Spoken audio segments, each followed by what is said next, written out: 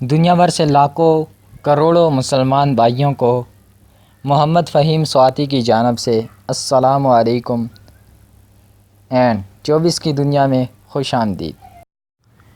ہندوؤں کے عادتوں میں شامل ہے کہ وہ کسی ملک کو ترقی کرتے ہوئے نہیں دیکھ سکتا۔ اس وقت پاکستان ترقی کی طرف گامزن ہے، تو انڈیا والے چاہتے ہیں کہ پاکستان کسی طرح زوال میں ہی رہے، ترقی نہ کرے، تو وہ ہر طرح کے ہتھ کنڈے استعمال کر رہے ہیں۔ آج کل کشمیر پر بہت سارے حملے ہو رہے ہیں، تو اسی ٹاپک پر بات کرتے ہیں کہ اس سے کون سی جنگ چھڑے گی۔ اس کا نام غزوہ ہند ہے۔ تو دوستو، اس ویڈیو کو پورا دیکھیے۔ اگر آپ چینل پر نئے ہیں تو چینل کو سبسکرائب کریں، ساتھ ہی گھنٹی کے بٹن کو بھی دبا دیں تاکہ لیٹسٹ ویڈیو کی نوٹیفیکیشن آپ کو مل جایا کرے۔ دوستو، دنیا میں دو بڑی جنگیں ہوئی ہیں جنہیں عالمی جنگیں اور انگلش میں ورلڈ وار کہا جاتا ہے، اور اسلامی طور پر کہا جاتا ہے کہ دنیا میں 3 بڑی جنگیں ہوں گی اور اس کے بعد قیامت کا نزول ہوگا۔ تو آخری جنگ جو جنگ عظیم، لاسٹ جنگ عظیم ہوگی، اسے غزوہ ہند کہا جاتا ہے۔ اس میں مسلمان ہندوؤں کے خلاف جہاد کریں گے، اور وہ مشرق سے ایک ملک ہوگا جو ان کے خلاف جہاد کرے گا۔ تو دوستو، اپنے ٹاپک پر آتے ہیں۔ غزوہ ہند کیا ہے اور خراسان سے اس کا کیا تعلق ہے، اس کے بارے میں بات کرتے ہیں۔ تو چلیے سٹارٹ کرتے ہیں۔ صدیوں پہلے احادیث مبارکہ میں خراسان اور غزوہ ہند کے بارے میں پیش گوئیاں کی گئی ہیں۔ افغانستان کی سرزمین کو قدیم زمانے میں خراسان کہا جاتا تھا۔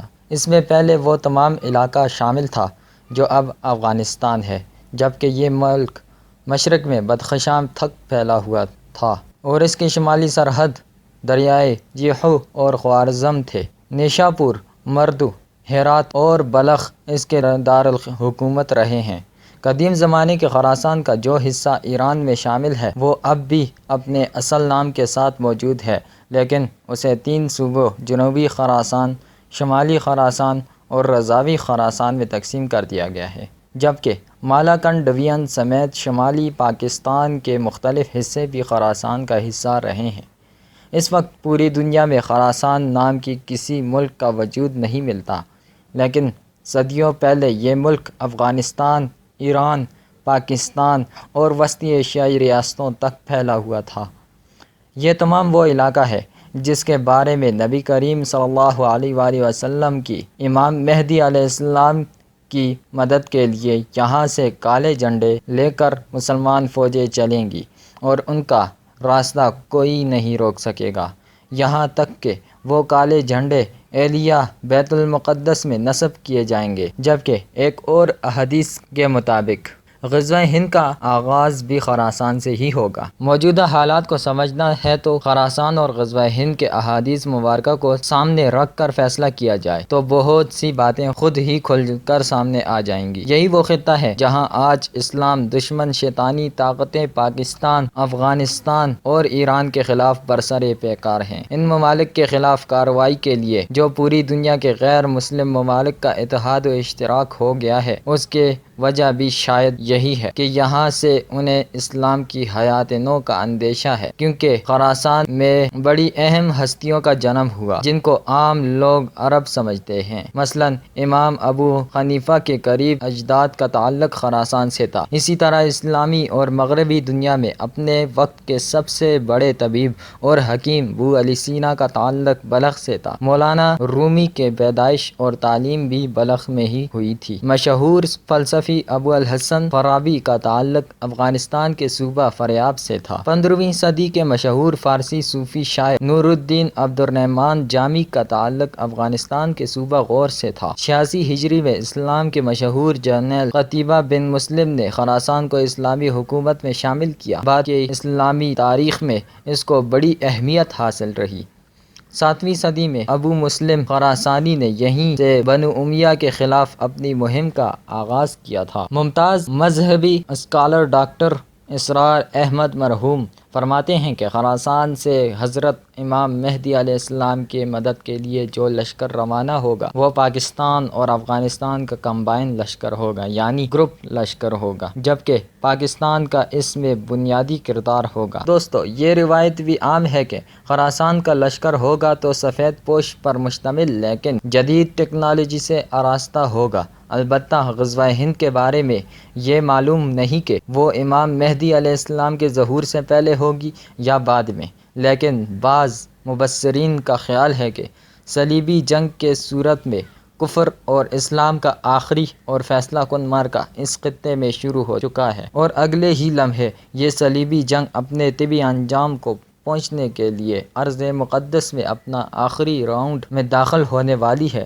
کالے جھنڈے کی لہراہٹ ارض بیت المقدس اور مسجد اقصیٰ پر اجمان صہیونی قبضہ کاروں کا خوف خشک کر رہی ہے، جس کی ایک جھلک طالبان کی ہاتھوں 40 ممالک کے اتحادی فوجیوں کے شکست بخوبی لگائی جا سکتی ہے۔ یہ وہی پٹھان طالبان ہیں جن کے بارے میں اسرائیل کی ایک تحقیقی رپورٹ میں دعویٰ کیا گیا ہے کہ ان کا تعلق بنی اسرائیل کے 10 گمشدہ قبائل سے ہے۔ اسی طرح پاکستان اور افغانستان کی نصف آبادی یہودی قبیلے کے بچھڑے بہن بھائیوں پر مشتمل ہے۔ افغانستان کے آخری بادشاہ ظاہر شاہ مرحوم برملا یہ اقرار کرتے ہیں کہ ان کا تعلق اسرائیل کے پنجامن قبیلے سے تھا۔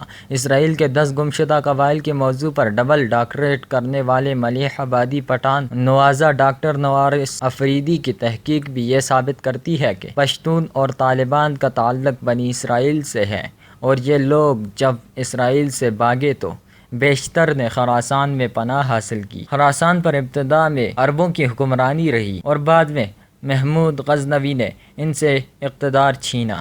یہ لوگ چونکہ عرب ممالک سے آ کر یہاں آباد ہوئے، اس وجہ سے پٹھان اور عربوں کے کئی اوصاف بھی ملتے جلتے ہیں۔ عرب قوم مہمان نواز، بہادر اور اہل قلم ہونے کے ساتھ ساتھ دوسرے قوموں سے اتنی مرعوب نہیں ہوتی تھی۔ ان چند اوصاف کے علاوہ مجھے کوئی اور اوصاف ان میں زمانہ جاہلیت میں نظر نہیں آتے۔ حیرت کی بات یہ ہے کہ یہی چند اوصاف افغان یا پٹھان قوم میں بھی اسی شدت کے ساتھ پائے جاتے ہیں، جبکہ یہ لوگ یہودیوں کی طرح مذہبی رجحانات بھی رکھتے ہیں۔ افغان جنگ و جدل کرنے والے لوگ ہیں، چونکہ ان کی نشوونما سخت کوشی، جفا کشی اور مہم پسندی میں ہوتی ہے۔ وہ کسی غیر کی حکومت آسانی سے قبول نہیں کرتے، جبکہ مزاج بھی باغیانہ رکھتے ہیں۔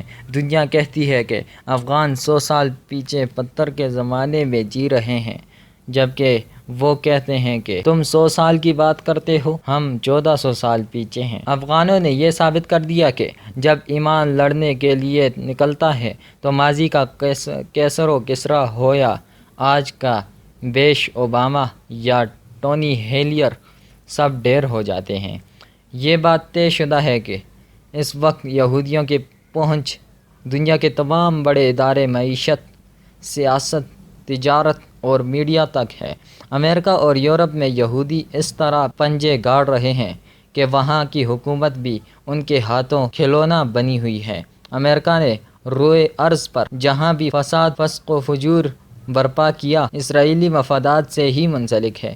یہی وجہ ہے کہ آج بھی صرف افغان اور عرب ہی امریکہ اور اتحادیوں کو ٹھکانے لگا رہے ہیں۔